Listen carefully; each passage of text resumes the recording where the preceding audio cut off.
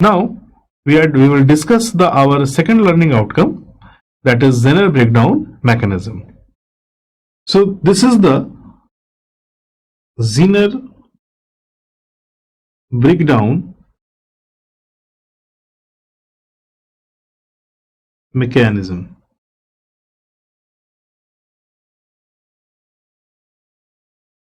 So in Zener breakdown mechanism what is happening?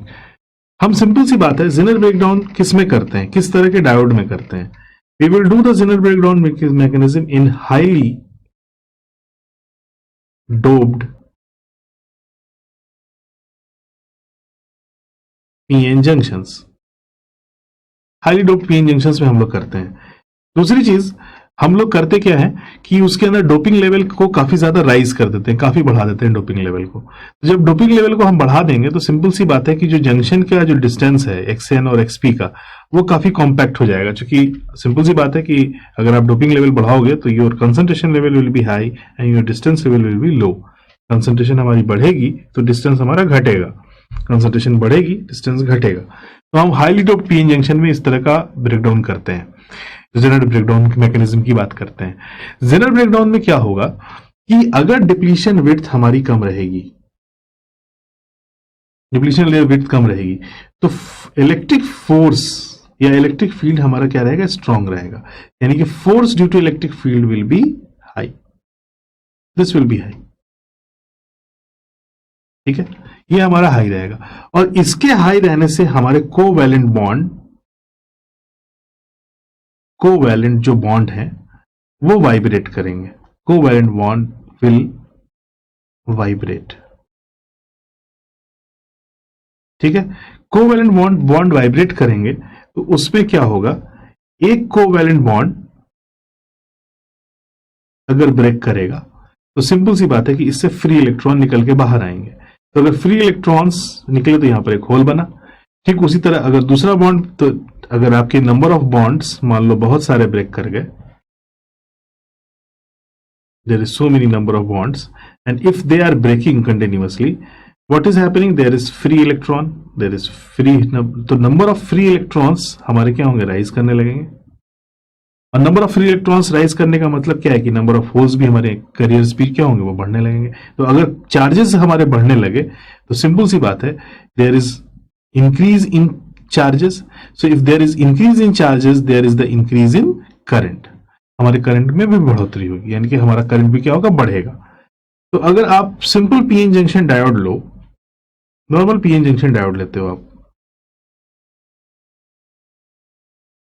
ठीक है, और इस पीएन जंक्शन डायोड में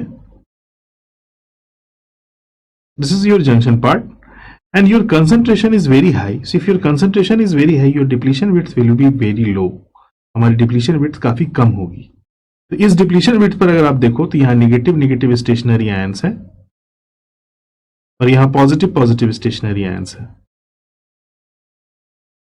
डिप्लीशन विड्थ हमारी काफी कम है. तो अगर ये डिप्लीशन विड्थ हमारी काफी कम है तो रिवर्स बायस करने पर भी हमारे डिप्लीशन विड्थ पर बहुत ज्यादा असर नहीं पड़ने वाला है. हमारी डिप्लीशन रेट तो बढ़ेगी, पर उस रिस्पेक्ट में अगर देखा जाए तो यहां पर इलेक्ट्रिक फील्ड काम कर रहा है. इस जगह पर electric field, strong electric field काम कर रहा है. And this electric field is strong, there is some electric field that is strong. Now what you are doing,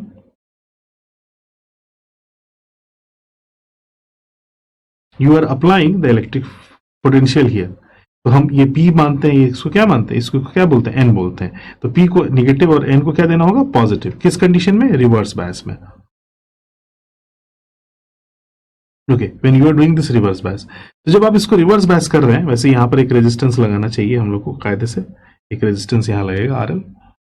ठीक है, तो अगर आप इस जगह पर इसको रिवर्स बायस कर रहे हैं तो यहां पर नेगेटिव वोल्टेज है इस पॉइंट पर, इस जगह पर नेगेटिव वोल्टेज है, इस जगह पर पॉजिटिव वोल्टेज है, और इस वोल्टेज को आप डायोड वोल्टेज बोलते हो, VD. यही होता है ना, इस जगह पर नेगेटिव और पॉजिटिव वोल्टेज होता है.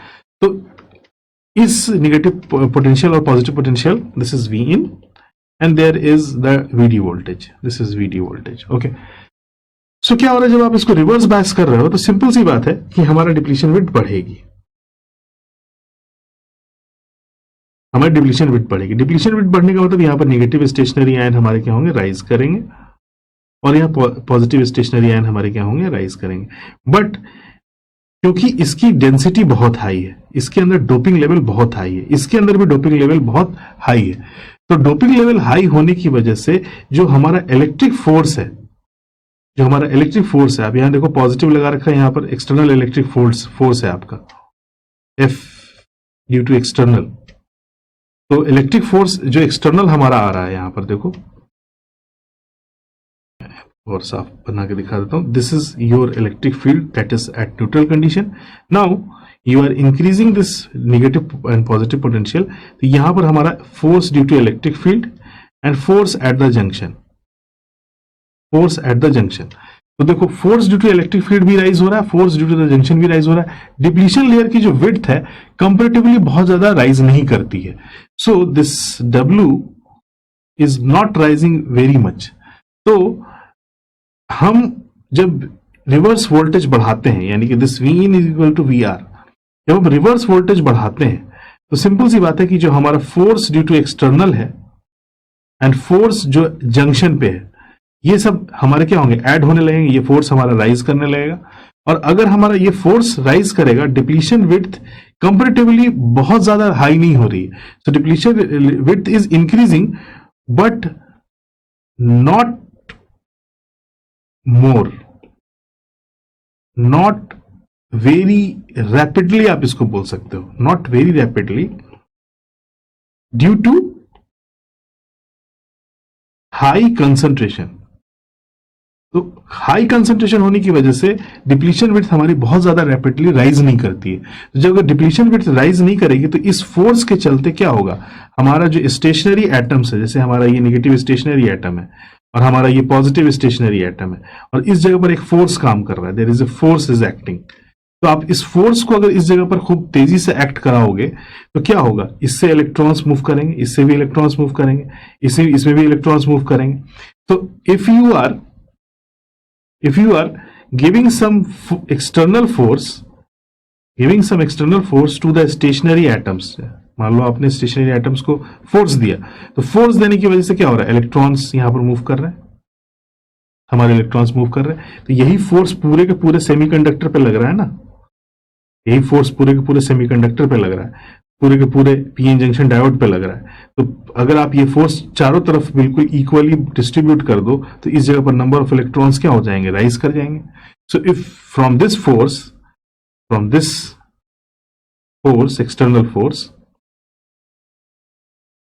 external force there is the variation of electrons.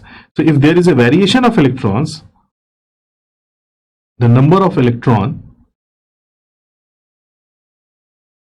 get increases. तो जैसे नंबर ऑफ इलेक्ट्रॉन इंक्रीज करेगा, इसके अंदर करंट फ्लो भी तेजी से बढ़ेगा। तो रिवर्स कंडीशन में हमको रिवर्स करंट फ्लो होने लगेगा। सो आप क्या देखोगे कि ड्यू टू दिस फोर्स, जब हम इलेक्ट्रिक फोर्स, आप इसको बोल सकते हो force due to electric force, there is the increment of current at VD equals to breakdown condition. जैसे आपका ब्रेकडाउन कंडीशन पे आएगा, यहां पर ये राइज करने लगेगा द अमाउंट ऑफ करंट। जब अमाउंट ऑफ करंट हमारा राइज करने लगेगा तो अब इस जगह पर हमारा फोर्स तो लग ही रहा है, आप इस फिगर में देखो, इस जगह पर हमारा फोर्स तो लग ही रहा है।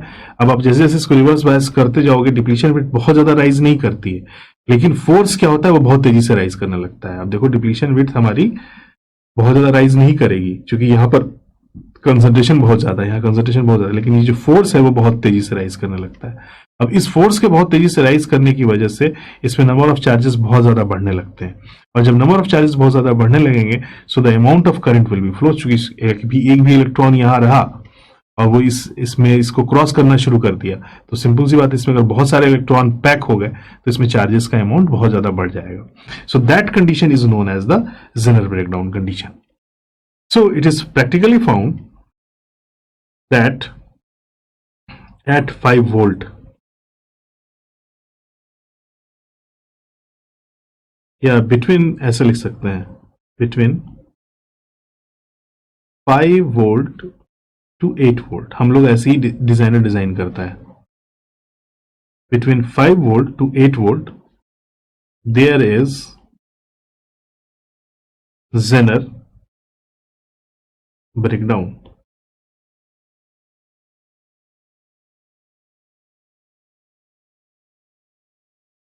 Okay, more than 8 volt. So more than 8 volt, there is avalanche breakdown.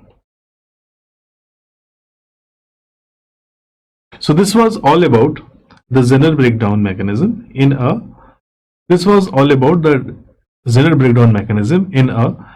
PN junction diode when it is operating in the reverse bias condition. We have achieved our second learning outcome, that is description of Zener diode mechanism. I hope आपको समझ में आया होगा. Let's we have a knowledge check.